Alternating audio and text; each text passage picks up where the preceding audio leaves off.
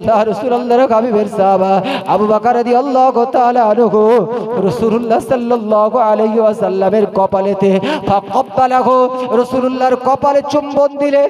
চুম্বন দিয়ে চিৎকার করে বলছেন, ইয়া রাসূলুল্লাহ, ইয়া হাবিবাল্লাহ, দুনিয়ার বুকে আপনি যেখানে গিয়েছেন, হিজরতে গিয়েছেন, এমন করে দুনিয়ার বুকে যেখানে গিয়েছেন, আমি আবু বকর আমাকে সাথে করে নিয়ে গিয়েছেন। আর জীবনের শেষ যাত্রায় আপনি একা একা বিদায় নিয়ে চলে গেলেন। ইয়া রাসূলুল্লাহ, আমি আবু বকর আমাকে কেন রেখে গেলেন? আল্লাহ নবী সাহাবা আবু বকর রাদিয়াল্লাহু তাআলা টুকরে টুকরে কাটছে আর বলছে, ইয়া রাসূলুল্লাহ, আমি আবু বকর আমাকে কেন দুনিয়ার বুকে আপনি রেখে গেলেন?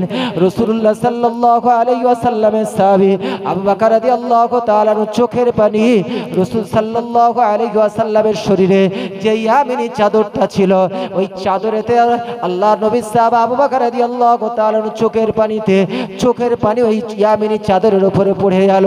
ইয়ামিনী চাদরের উপর রাসূলুল্লাহ সাহাবী আবু বকর রাদিয়াল্লাহু তাআলা চোখের কয়েক ফোঁটা পানি ওই ইয়ামিনী চাদরের উপরে পড়ে গেল। আমার আল্লাহ যেন বলতে চেয়েছে, ও আবু বকর, তুমি শোনো শোনো শোনো, রাসূলুল্লাহ দুনিয়ার বুকে যেখানে গিয়েছে তোমাকে সাথে করে নিয়ে গিয়েছে। আর আজকের জীবনের শেষ যাত্রায় আজকের আবু বকর তোমার চোখের পানিকে সাথে করে নিয়ে রাসূলুল্লাহ দুনিয়া থেকে বিদায় নিয়ে চলে গেল। আমি আপনাদের কাছে রাসূল সাল্লাল্লাহু আলাইহি ওয়াসাল্লামের ইন্তেকালের ঘটনা বলি। চোখ থেকে পানি এসে যাবে জি, ঠান্ডা মাথায় শুনবেন জি। রাসূল সাল্লাল্লাহু আলাইহি ওয়াসাল্লাম দুনিয়া থেকে বিদায় নেবে, এই ঘটনা বলার একটা মাত্র উদ্দেশ্য হলো এর ভিতরে রাসূল সাল্লাল্লাহু আলাইহি ওয়াসাল্লাম শিক্ষা রয়েছে যে রাসূলুল্লাহ তার উম্মতদেরকে কত ভালোবাসেন। একটা রিওয়ায়াতের মধ্যে এসেছে, আল্লাহ রাসূল আল্লাহর হাবিব সাল্লাল্লাহু আলাইহি ওয়াসাল্লাম, ভালো করে বুঝবেন, ওয়াজ মুখস্থ করে বাড়ি যাবেন, অসুবিধা নেই। রাসূল সাল্লাল্লাহু আলাইহি ওয়াসাল্লাম যেদিন ইন্তেকাল করবে, দুনিয়া থেকে বিদায় নিয়ে চলে যাবেন, রাসূল সাল্লাল্লাহু আলাইহি ওয়াসাল্লামের কাছে হযরত জিবরিল আমিন আলাইহিস সালাতু সালাম এসেছেন। ভালো করে বুঝুন, কোন কোন রিওয়ায়াতে এসেছে যে রাসূল সাল্লাল্লাহু আলাইহি ওয়াসাল্লাম, ভালো করে শুনেন, আল্লাহ রাসূল আল্লাহর হাবিব সাল্লাল্লাহু আলাইহি ওয়াসাল্লাম আম্মা জান আয়েশা রাদিয়াল্লাহু তাআলা আনহার গৃহেতে ছিলেন সেদিন, এবং রাসূল সাল্লাল্লাহু আলাইহি সাল্লামের চতুর্দিকে সাহাবীরা তারা সবাই আছেন। ভালো করে শুনেন, চতুর্দিকে সাহাবীরা তারা সবাই বসে আছে। আল্লাহ রাসূল আল্লাহর হাবিব সাল্লাল্লাহু আলাইহি ওয়াসাল্লাম এর কাছে বাইরে থেকে একজন মানুষের রূপ ধারণ করে, একটা যুবক ছেলের রূপ ধারণ করে, আরবের একজন মানুষের রূপ ধারণ করে আজরাইল আলাইহিস সালাতু ওয়াস সালাম তিনি বাইরে থেকে আওয়াজ দিচ্ছেন, আসসালামু আলাইকা ইয়া রাসূলুল্লাহ, আসসালামু আলাইকা ইয়া হাবিবাল্লাহ। ভিতর থেকে রাসূলুল্লাহর বেটি হযরতে ফাতেমা রাদিয়াল্লাহু তাআলা আনহা তিনি বলছেন, বাইরে থেকে রাসূলকে, আমার আব্বাজিকে কে ডাকছেন? আমার আব্বার এখন শরীর খারাপ, আমার আব্বা তোমার ডাকে সাড়া দিতে পারবে না, তুমি চলে যাও। আবার বাইরে থেকে আওয়াজ আসে, আসসালামু আলাইকা ইয়া রাসূলুল্লাহ, আসসালামু আলাইকা ইয়া হাবিবাল্লাহ। ভালো করে শুনবেন, এখানে একটা মজার কথা, আমি রাসূলুল্লাহকে আল্লাহ কত মর্যাদা দিয়েছেন শুনুন। আল্লাহ রাসূল আল্লাহর হাবিব বুঝতে পারলেন আওয়াজটা শুনে, ওই আওয়াজটা আরবের কোনো মানুষের নয়, মক্কার কোনো মানুষের নয়, মদিনার কোনো মানুষের নয়, তায়েফের কোনো মানুষের নয়, ওই আওয়াজটা হলো হযরতে আজরাইল আলাইহিস সালাতু ওয়াস সালামের আওয়াজ। আল্লাহ রাসূল আল্লাহর হাবিব বলছেন, ও বেটি ফাতেমা, বাইরে থেকে যে মানুষটা এমন করে আমি রাসূলুল্লাহ আমাকে সালাম দেয়, ওই ব্যক্তিকে ভিতরে আসার অনুমতি দিয়ে দাও, ওই ব্যক্তিকে ভিতরে আসার অনুমতি দিয়ে দাও। বেটি ফাতেমা বুঝতে পারেনি ওটা হলো আজরাইল আলাইহিস সালাতু ওয়াস সালাম। রাসূলুল্লাহ কিন্তু বুঝতে পারলেন। এখানে আমি আপনাদের কাছে একটা তথ্য দিচ্ছি শুনুন। আজরাইল আলাইহিস সালাতু ওয়াস সালাম রাসূলুল্লাহর কাছে গিয়ে বলছেন, আসসালামু আলাইকা ইয়া রাসূলুল্লাহ, আসসালামু আলাইকা ইয়া হাবিবাল্লাহ। আল্লাহ রাসূলুল্লাহর হাবিব, আমি আপনাকে জানাচ্ছি, আল্লাহ পাক আমাকে জানিয়ে দিয়েছে, আজরাইল আলাইহিস সালাতু ওয়াস সালাম আমি মালাকুল মাউত, আল্লাহ পাকের দরবার থেকে আল্লাহ পাক যখন আপনার কাছে আজকে আমাকে প্রেরণ করেছে, আমি আজরাইল আমাকে আমার আল্লাহ পাক জানিয়ে দিয়েছে, ও আজরাইল তুমি শোনো শোনো শোনো, দুনিয়ার বুকে আদম নবী থেকে শুরু করে পৃথিবীর বুকে যখন যাকে এমন করে তুমি প্রাণ কবজ করেছো, কারোর কাছে কিন্তু তুমি সালাম নিয়ে আগে তাকে তার সালাম নিয়ে তোমার যেতে হয়নি, কিন্তু আজকের আমার হাবিব নবী মুহাম্মাদের কাছে তুমি যাচ্ছ, আমার হাবিব নবী মুহাম্মাদের কাছে গিয়ে বেয়াদবি করবে না, বাইরে থেকে গিয়ে আগে অনুমতি নেবে, আমার হাবিব নবীকে সালাম দেবে, আমার হাবিব নবী অনুমতি দিলে তবে আমার হাবিব নবীর কাছে যাবে। জোরে বলা যাবে না? তাহলে রাসূল সাল্লাল্লাহু আলাইহি ওয়াসাল্লামকে মর্যাদা দিয়েছেন কে? আল্লাহ। আজরাইল আলাইহিস সালাতু ওয়াস সালাম বলছে, ওগো আল্লাহর নবী, আল্লাহর হাবিব শুনে, আমি আজরাইল পৃথিবীর বুকে কোন মানুষের জান কবজ করতে গিয়েছি তার কাছে অনুমতি নিয়েছি এমন নেই, সালাম দিয়ে ঢুকেছি এমন রেকর্ড আমার নেই, কিন্তু আমার আল্লাহ আমাকে বলে দিয়েছে আমার হাবিব নবী মুহাম্মাদের কাছে যাবে, সালাম দেবে, আর আমার হাবিব নবীর সাথে বেয়াদবি করবে না। জোরে বলুন। আচ্ছা, আপনারা জ্ঞানী গুণী মানুষ, ভালো করে শুনেন। আজরাইল আলাইহিস সালাতু ওয়াস সালাম এসে রাসূলুল্লাহর কাছে এমন ভাবে কথা বললেন, আমি আপনাদের কাছে একটা ঘটনা বললে বুঝতে পারবেন। আজকে আপনাদের এলাকায় অনেকে দেখবেন এখন সব কারখানা উঠেছে, এই হ্যান্ড গ্লাভসের কারখানা, ব্যাগের কারখানা, আপনারা জানেন, বা আপনারা প্রত্যেকে এখন যে সমস্ত মানুষ আমরা আছি প্রত্যেকের ব্যাংকের অ্যাকাউন্ট আছে, অ্যাকাউন্ট নেই? এই কথা বলেন, কোন দেশে আছে তো ব্যাংকের অ্যাকাউন্ট? এই অ্যাকাউন্টে চেক বুক এখন দেয়, চেক বুক জানেন? এই কথা বলেন, চেক বুক বোঝেন? এই চেক বুকের নিচে যদি মালিকের সই করা থাকে, যার চেক বুক তার যদি সই করা থাকে, তাহলে যত টাকা লেখা থাকবে তার অ্যাকাউন্টে টাকা থাকলে সেই টাকা তো তুলতে পারবে। আজরাইল আলাইহিস সালাতু ওয়াস সালাম এসে যেন রাসূল সাল্লাল্লাহু আলাইহি ওয়াসাল্লামকে বলছেন, ওগো আল্লাহর রাসূল, আল্লাহর হাবিব, আমি একটা ব্ল্যাঙ্ক চেক নিয়ে এসেছি। কি বলছে? আমি একটা ব্ল্যাঙ্ক চেক মানে খালি চেক নিয়ে এসেছি, তবে নিচে এই চেকের নিচে আমার আল্লাহ সই করে দিয়েছে। জোরে বলুন, আরে জোরে হবে না সুবহানাল্লাহ? কে সই করেছে? আল্লাহ। একটা খালি চেক আমি আজরাইল আমার কাছে পাঠিয়েছে, এই চেকের ভিতরে আপনি যে অপশন বসাবেন সেই অপশন আমার আল্লাহ কবুল করবে, তবে আপনার জন্য অপশন দুটো। কটা অপশন? দুটো। প্রথম নাম্বার অপশন হলো, আজরাইল আলাইহিস সালাতু ওয়াস সালাম বলছে, প্রথম নাম্বার অপশন হলো যে আল্লাহ পাক আপনার সাক্ষাতের অপেক্ষায় আছে। ভালো করে শুনবেন, সাক্ষাতের অপেক্ষায় আছে আল্লাহ পাক, আপনার সাক্ষাতের অপেক্ষা আছে। আপনি যদি বলেন আমি আপনার রূহটা কবজ করে নিয়ে আল্লাহর কাছে চলে যাব। আর দ্বিতীয় নাম্বার অপশন হলো, আল্লাহ পাক জানিয়েছেন আমার হাবিব নবী মুহাম্মদ যদি আরো 50 বছর থাকতে চায় দুনিয়ায়, আমার হাবিব নবী মুহাম্মদ যদি আরো 100 বছর দুনিয়ায় থাকতে চায়, এমনকি ইলা ইয়াউমিল কিয়ামত, কিয়ামত পর্যন্ত যদি দুনিয়ার বুকে থাকতে চায়, আমার হাবিব নবী মুহাম্মদকে আমি জিন্দা করে রাখবো দুনিয়ার বুকে, আমার হাবিব নবী মুহাম্মাদের রূহ কবজ করব না। জোরে বলুন।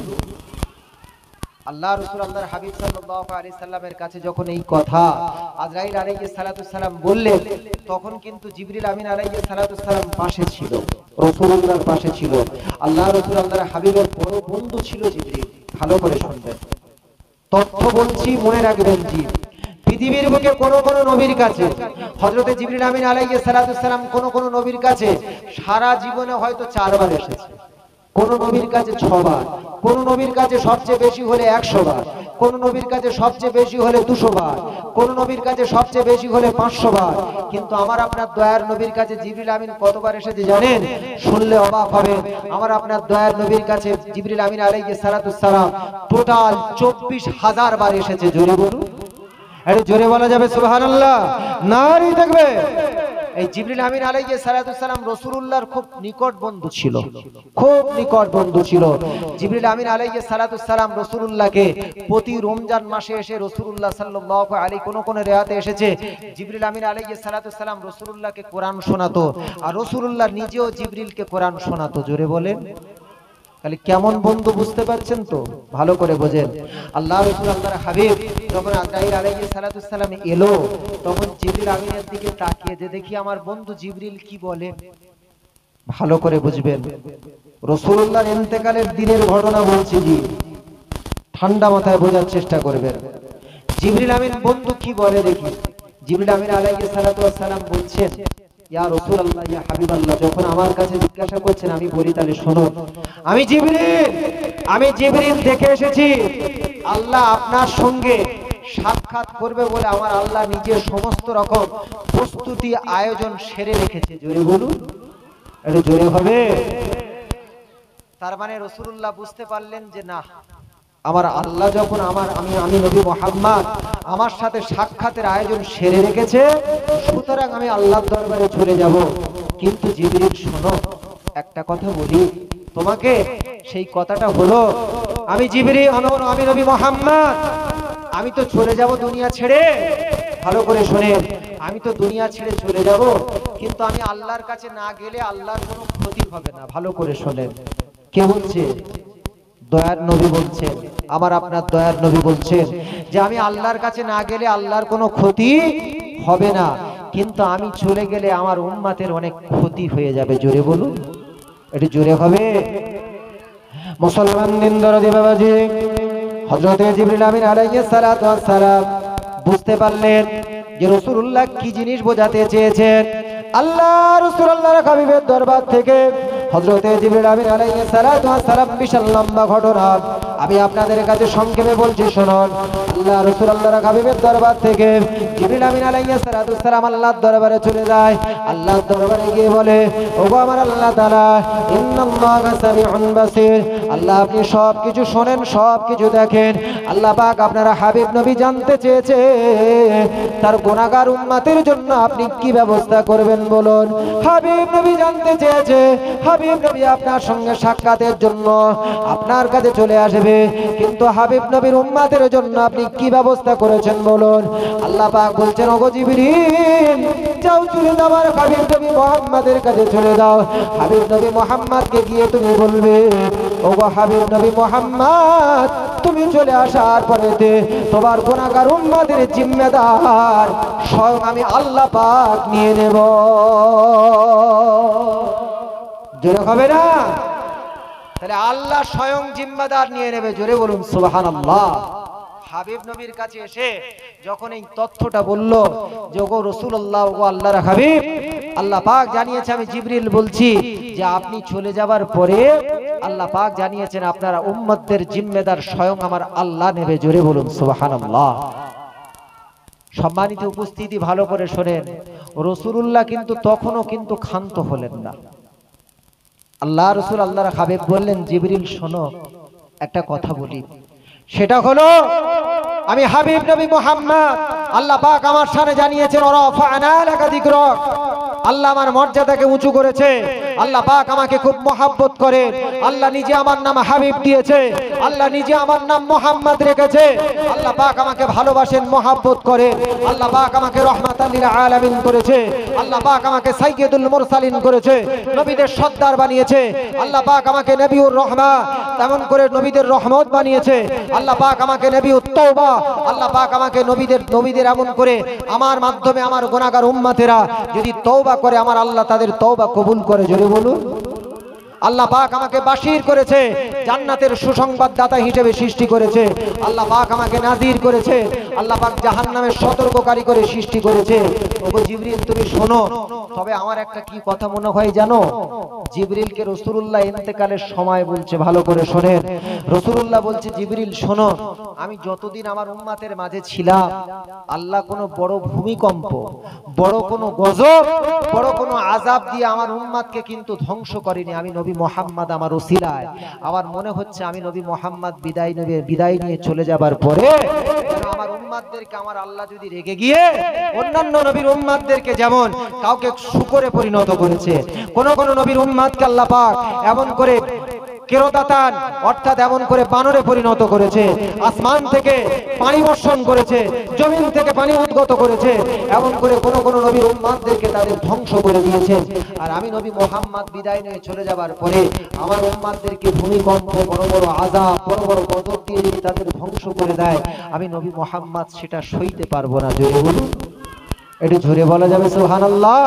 আমার সমস্ত উম্মতদেরকে যদি আল্লাহ যদি গজব দিয়ে যদি ধ্বংস করে দেয়। জিবরিল আমিন আলাইহিস সালাতু সালাম আবার আল্লাহর দরবারে চলে গেলেন। আল্লাহর দরবারে গিয়ে বললেন, আপনার হাবিব নবী জানিয়েছেন যে যদি আপনি তার উম্মতদেরকে নবী মুহাম্মদ আপনার কাছে চলে আসার পরে, জান কবজ হয়ে যাবার পরে, আপনার কাছে চলে আসার পরে কিন্তু যদি আপনি তার উম্মতদেরকে যদি আপনি বড় বড় গজব দিয়ে ধ্বংস করে দেন, ভূমিকম্প বা বড় বড় গজব দিয়ে যদি তাদের উম্মতকে ধ্বংস করে দেন, এই চিন্তায় নবী খুব নবী খুব চিন্তিত, তার উম্মতের কথা খুব চিন্তিত। আল্লাহ আপনি কি বলছেন বলুন। আমার আল্লাহ বললেন, ওগো হাবিব নবী মুহাম্মদকে তুমি জানিয়ে দাও, তার সমস্ত উম্মতকে আমি বড় গজব আযাব দিয়ে আমি আল্লাহ ধ্বংস করব না। জোরে বলুন, একটু জোরে বলা যাবে সুবহানাল্লাহ, আর একটু জোরে বলা যাবে সুবহানাল্লাহ। ভালো করে শুনেন, আম্মাজান আয়েশা রাদিয়াল্লাহু তাআলা আনহার ঘরেতে এই ঘটনাটা ঘটছে। আম্মাজান আয়েশা রাদিয়াল্লাহু তাআলা আনহা বুঝতে পারলেন যে রাসূলুল্লাহ মনে হয় একেবারে জীবনে শেষ সময়ে পৌঁছে গিয়েছে। আম্মাজান আয়েশা রাদিয়াল্লাহু তাআলা আনহা বললেন, ইয়া রাসূলুল্লাহ, ইয়া হাবিবাল্লাহ, আমি আপনার সাথে এই দীর্ঘ প্রায় 9 থেকে 10 বছর সংসার করেছি। ইয়া রাসূলুল্লাহ, ইয়া হাবিবাল্লাহ, আমার মনে হয় আপনি দুনিয়া থেকে বিদায় নিয়ে চলে যাবেন। আমি আয়েশা, আমার জন্য একটু আপনি ইন্তেকালের আগে আমার জন্য একটু কি দোয়া করে যাবেন? জোরে বলুন সুবহানাল্লাহ। হাদিসের মধ্যে এসেছে আম্মাজান আয়েশা রাদিয়াল্লাহু তাআলা আনহার জন্য রাসূলুল্লাহ আল্লাহর দরবারে হাত তুললেন, আল্লাহুম্মা আরহাম আলা আয়েশা, আল্লাহুম্মা আরহাম আলা আয়েশা। এমনকি হাদিসের মধ্যে এসেছে আম্মাজান আয়েশা রাদিয়াল্লাহু তাআলা আনহার জন্য দোয়া করছেন, কদ্দামাত ওয়া আখরাত, ওগো আমার আল্লাহ, আপনি আমার বিবি আয়েশার প্রতি আপনি রহম দান করুন, রহমত দান করুন। আল্লাহ আমার বিবি আয়েশার প্রতি আল্লাহ পাক আপনার রহমত দান করুক। শুধু তাই নয়, ওগো আমার আল্লাহ, আমার বিবি আয়েশার বিগত জীবনের পূর্বের গুনাহ এবং পরের গুনাহকে আল্লাহ আপনি ক্ষমা করে দেন। আম্মাজান আয়েশা রাদিয়াল্লাহু তাআলা আনহা রাসূলুল্লাহর বিদায়ের সময় দোয়াটা শোনার পরেতে এত খুশিতে এমন করে আত্মকারাক হয়ে গেলেন। আম্মাজান আয়েশা রাদিয়াল্লাহু তাআলা আনহা খুশিতে আত্মকারাক হয়ে গেলেন। আল্লাহ রাসূল আল্লাহর হাবিব বলছেন, ওগো আয়েশা, এত তুমি হাসছো কেন, এত তুমি খুশি কেন, এত তুমি আনন্দ করছো কেন বলো? আল্লাহ রাসূল আল্লাহর হাবিবকে আম্মাজান আয়েশা রাদিয়াল্লাহু তাআলা আনহা বলছেন, ইয়া রাসূলুল্লাহ, ইয়া হাবিবাল্লাহ, যদি কোনো ব্যক্তির জন্য শেষ নবী রাহমাতাল লিল আলামিন, বিশ্বগুরু নবী রাহমাতাল লিল আলামিন, যদি কোনো ব্যক্তির জন্য যদি এমন দোয়া করে যে আল্লাহ পাক যেতে তার প্রতি রহমত দান করুক, তার বিগত জীবনের গুনাহ, পরের গুনাহ, আগের গুনাহ, পরের গুনাহ আল্লাহ তার ক্ষমা করে দিক, সেই দোয়া আমি জানি, আয়েশা জানি, সেই দোয়া আমার আল্লাহ কবুল না করে থাকতে পারে না। যে ব্যক্তির জন্য নবীজি দোয়া করেছে সেই ব্যক্তি খুশি না করে কি এমন করতে পারে?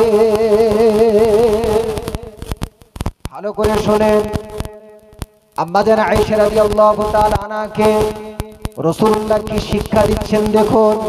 সম্মানিত উপস্থিতি, আমার ওয়াদের বিষয়বস্তু কিন্তু এটাই যে রাসূলুল্লাহ তার উম্মতকে কত ভালোবেসেছে দেখুন।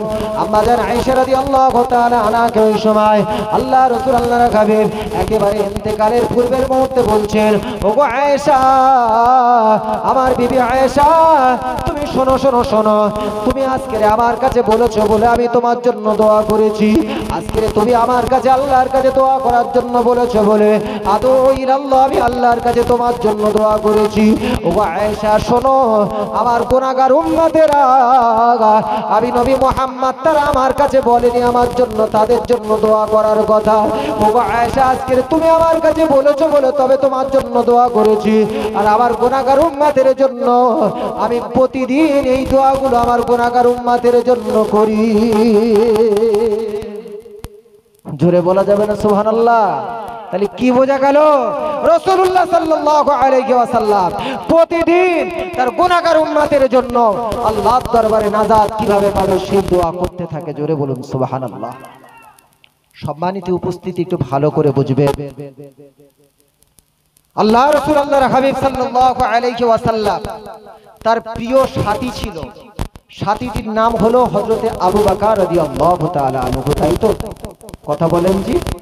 হযরতে আবু বকর সিদ্দিক রাদিয়াল্লাহু তাআলা আনহু। এই আবু বকর রাদিয়াল্লাহু তাআলা আনহু রাসূলুল্লাহ যখন যেখানে গিয়েছে, রাসূলুল্লাহ সাল্লাল্লাহু আলাইহি ওয়াসাল্লাম যখন যেখানে গিয়েছে সঙ্গে করে সাথী হিসেবে আবু বকর রাদিয়াল্লাহু তাআলা আনহুকে সাথে করে নিয়ে গিয়েছেন। জোরে বলুন। যেমন একদিনের ঘটনা আমি আপনাদের বলি, শুনুন। আল্লাহ রাসূল আল্লাহর হাবিব সাল্লাল্লাহু আলাইহি ওয়াসাল্লাম যে রাত্রিতে হিজরতের জন্য মক্কা থেকে মদিনার বুকে হিজরতের জন্য যে রাত্রিতে বার হয়েছিলেন, ভালো করে শুনেন, ওই রাত্রিতে সঙ্গী ছিল আবু বকর। কে ছিল? হযরতে আবু বকর সিদ্দিক রাদিয়াল্লাহু তাআলা আনহু। ভালো করে শুনেন, এই আবু বকর রাদিয়াল্লাহু তাআলা আনহু যখন রাসূলুল্লাহ সাল্লাল্লাহু আলাইহি ওয়াসাল্লাম হিজরতের রাত্রিতে একটা গুহা, যারা উমরা করতে গেছে বা হজ করতে গেছে তারা জানে, হিজরতের সময় আল্লাহ রাসূল আল্লাহর হাবিব সাল্লাল্লাহু আলাইহি ওয়াসাল্লাম প্রথম, কেউ বলেছে প্রথম 3 দিন গারে সাওয়ার নামক গুহার ভিতরে রাসূলুল্লাহ ছিলেন। ভালো করে শুনবেন, এই সাওয়ার নামক গুহাতে রাসূলুল্লাহর সঙ্গে ছিলেন আবু বকর, হযরতে আবু বকর রাদিয়াল্লাহু তাআলা আনহু। যাই হোক, যতক্ষণ এই গারে সাওয়ার 3 দিন হোক 2 দিন হোক, যেমন জিয়ারতের মধ্যে এসেছে, সম্মানিত উপস্থিতি, এই গারে সাওয়ারের ভিতরে আল্লাহ রাসূল আল্লাহর হাবিব সাল্লাল্লাহু আলাইহি ওয়াসাল্লাম সঙ্গে আছে আবু বকর রাদিয়াল্লাহু তাআলা আনহু। আবু বকর রাদিয়াল্লাহু তাআলা আনহু, এনার কানে আওয়াজ আসছে যে মক্কার কাফেররা তারা রাসূলুল্লাহর পিছনে ধাওয়া করেছে, আর গারে সাওয়ার, ওই সাওয়ার নামক গুহার কাছাকাছি তারা এসে পৌঁছে গিয়েছে। এমনকি তাদের কথাগুলো আবু বকর রাদিয়াল্লাহু তাআলা আনহু এবং রাসূলুল্লাহর কানে পৌঁছাচ্ছে। আল্লাহর নবী সাহাবা আবু বকর রাদিয়াল্লাহু তাআলা আনহু বললেন, ইয়া রাসূলুল্লাহ, ইয়া হাবিবাল্লাহ, আমি আবু বকর দুনিয়ার বুক থেকে বিদায় নিয়ে চলে যাব, আমি আবু বকর শহীদ হয়ে যাব, তাতে কোনো চিন্তা আমার নাই। আমি আবু বকর, আমি আমার জানের পরোয়া করি না, কিন্তু ইয়া রাসূলুল্লাহ, মক্কার কাফেররা যারা আপনার পিছনে ধাওয়া করেছে, তারা যদি আপনাকে এই গারে সাওয়ারের ভিতরে, যদি এই সাওয়ার নামক গুহার ভিতরে ঢুকে আপনাকে যদি তারা যদি মেরে দেয়, আমি আবু বকর কিন্তু সইতে পারবো না। জোরে বলুন, একটু জোরে বলা যাবে? আবু বকর রাদিয়াল্লাহু তাআলা আনহুর শানে কোরআনের আয়াত নাযিল হয়ে গেল। সূরা তাওবার মধ্যে 10 পারা এসেছে। আল্লাহ পাক জানিয়ে দিলেন, সম্মানিত উপস্থিতি শুনেন, আল্লাহ পাক জানিয়ে দিলেন, ওগো বিশ্বনবী মুহাম্মদ, তোমার সাহাবীকে তুমি জানিয়ে দাও, লা তাহজানিন্নাল্লাহা মা'ানা। সম্ভবত সূরা তাওবা 40 নম্বর আয়াত, লা তাহজানিন্নাল্লাহা মা'ানা। আবু বকর রাদিয়াল্লাহু তাআলা আনহুকে তুমি জানিয়ে দাও, ওই যে গারে সাওয়ার, ওই সাওয়ার নামক গুহাতে শুধু আবু বকর আর নবী মুহাম্মদ তোমরা দুজনে নেই, আমি আল্লাহ তোমাদের সাথে আছি। জোরে বলুন, একটু জোরে বলা যাবে না? আর একটু জোরে বলা যাবে না? সুবহানাল্লাহ। নবী সাহাবী আবু বকর রাদিয়াল্লাহু তাআলা আনহু কে সাথে করে রাসূলুল্লাহ যখন যেখানে বার হতেন, তখন সাথে করে নিয়ে আবু বকর রাদিয়াল্লাহু তাআলা আনহু করে সাথে করে নিয়ে যেতেন।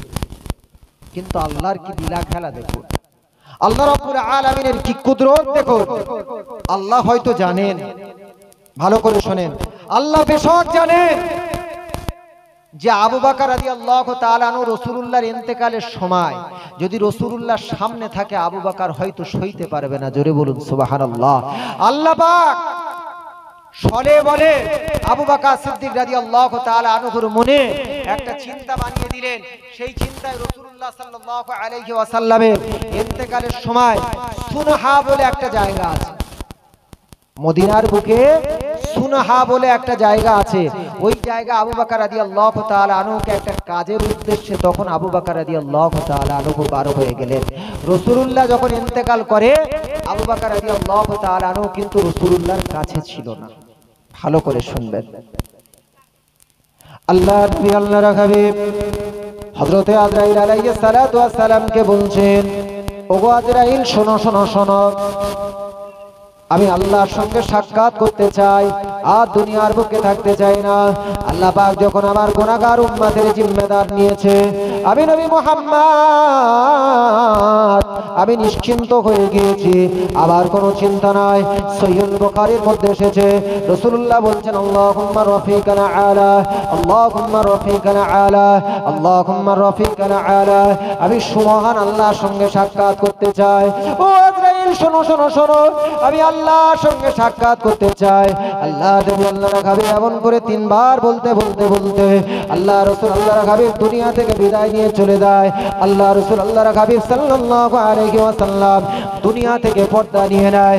রাসূলুল্লাহ সাল্লাল্লাহু আলাইহি ওয়াসাল্লাম ইন্তেকাল করলেন। এই ইন্তেকালের আওয়াজ সাহাবীরা বুঝতে পারলেন।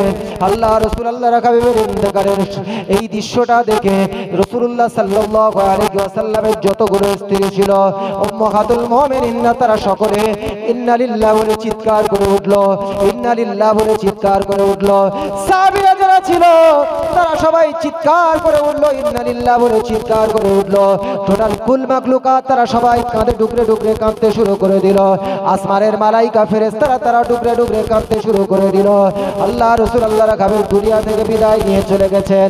এই দৃশ্য দেখে হযরত ওমর ফারুক রাদিয়াল্লাহু তাআলা আনহু, রাসূল সাল্লাল্লাহু আলাইহি ওয়াসাল্লামের আরেকজন বিশিষ্ট সাহাবী হযরত ওমর ফারুক রাদিয়াল্লাহু তাআলা আনহু, তিনি তার লম্বা তলোয়ার নিয়ে তেমন করে তলোয়ারটা তার কোষাবদ্ধ থেকে বার করে তলোয়ারটা নিয়ে বার হয়ে পাগলের মতন আচরণ শুরু করে দিয়েছে। হযরত ওমর রাদিয়াল্লাহু তাআলা আনহু বলছে, তোমরা যদি কেউ বলো আমার নবী মুহাম্মদ দুনিয়া থেকে বিদায় নিয়ে চলে গেছে, আমি তার গলাটা কর্তনটা করে আমি তার গলাটা উড়িয়ে দেব। আমি ওমর বলছি তোমরা কেউ বলবে না আমার নবী বিদায় নিয়ে চলে গেছে, আমার নবী ইন্তেকাল করেছে, তোমরা এটা কেউ বলবে না। যেমন করে পৃথিবীর বুকে নবী মুসা আলাইহিস সালাম তাওরাত তুর পর্বতে আনতে গিয়েছিল, সেখানে তুর পর্বতে আনতে গিয়ে নবী মুসা আলাইহিস সালাম কেউ কেউ বলেছে 40 দিন পর্যন্ত বেহুশ অবস্থায় পড়েছিল। আল্লাহ নবী মুসা আলাইহিস সালাম যেমন বেহুশ হয়েছিল, আমার নবী মুহাম্মদ রাসূলুল্লাহ তিনিও বেহুশ হয়ে গিয়েছেন। আমার নবী ইন্তেকাল করেছে, যে বলবে আমি ওমর কিন্তু তার গলাটা আমার তলোয়ার দিয়ে তার গলাটা কর্তন করে দেব। হযরত ওমর রাদিয়াল্লাহু তাআলা আনহু পাগলের মতো উম্মতের মতো আচরণ শুরু করে দিয়েছে। রাসূলুল্লাহর বেটি হযরত ফাতেমা রাদিয়াল্লাহু তাআলা আনহা, হযরত ফাতেমা রাদিয়াল্লাহু তাআলা আনহা রাসূলুল্লাহ সাল্লাল্লাহু আলাইহি ওয়াসাল্লাম ইন্তেকাল করার পরে রাসূলুল্লাহর শরীরে একটা ইয়ামিনী চাদর থাকতো, ওই চাদরটা রাসূলুল্লাহর শরীরের উপরে বিছিয়ে দেওয়া হয়েছে। রাসূলুল্লাহর শরীরের উপরে বিছিয়ে দেওয়া হলো। হযরতের বেটি রাসূলুল্লাহর বেটি হযরত ফাতেমা রাদিয়াল্লাহু তাআলা আনহা রাসূলুল্লাহর কাছে গেলেন।